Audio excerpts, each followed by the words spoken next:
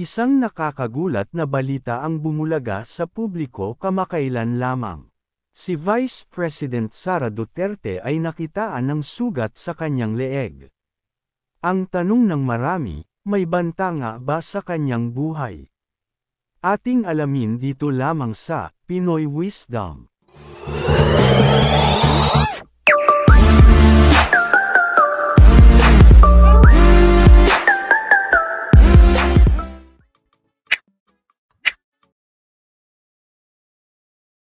Sa isang public event, napansin ng marami ang tila hiwa sa leeg ni Sara Duterte. Agad itong naging usap-usapan at nagdulot ng sari-saring espekulasyon. Ayon sa kanyang kampo, ito raw ay simpleng aksidente lamang. Ngunit hindi lahat ay kumbinsido. May mga nagsasabing ito raw ay bunga ng isang tangkang pag-atake sa kanyang buhay. Hindi lingid sa kaalaman ng publiko na may mga kritiko at kalaban sa politika si Sara Duterte. Ngunit, gaano nga ba kalaki ang posibilidad na may nagtatangka sa kanyang buhay? Sa kasaysayan ng politika sa Pilipinas, hindi bago ang mga banta sa buhay ng mga opisyal.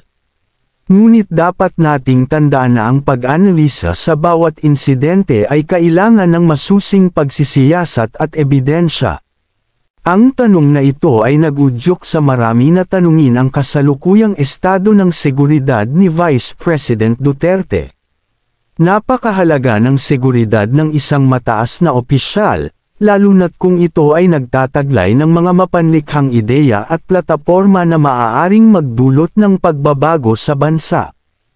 Sa kasaysayan ng politika sa Pilipinas, hindi bago ang mga banta sa buhay ng mga opisyal. Mula pa noong panahon ng mga nakaraang administrasyon, maraming politiko ang naharap sa iba't ibang uri ng banta at panganib. Ang kasalukuyang sitwasyon ni Vice President Duterte ay hindi naiiba.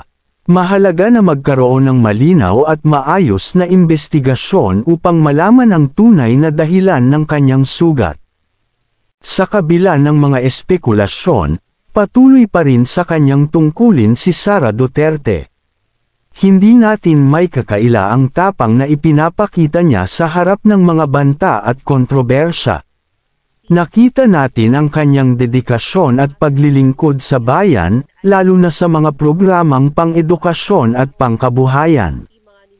Importante na maging alerto at handa ang bawat opisyal, lalo na sa mga panahong puno ng tensyon. Dapat masigurado na ligtas si Vice President Duterte upang magampanan niya ang kanyang mga tungkulin. Ang pagkakaroon ng sapat na seguridad at proteksyon ay isang malaking hakbang upang mapanatili ang kaayusan at kapayapaan sa kanyang paligid. Sa kabila ng lahat, nananatiling matatag si Sara Duterte.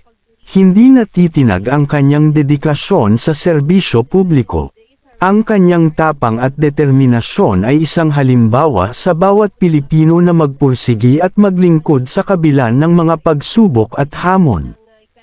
Ang mga pangyayaring tulad nito ay nagbibigay diin sa kahalagahan ng pagiging mapanuri at responsable sa pagpapakalat ng impormasyon.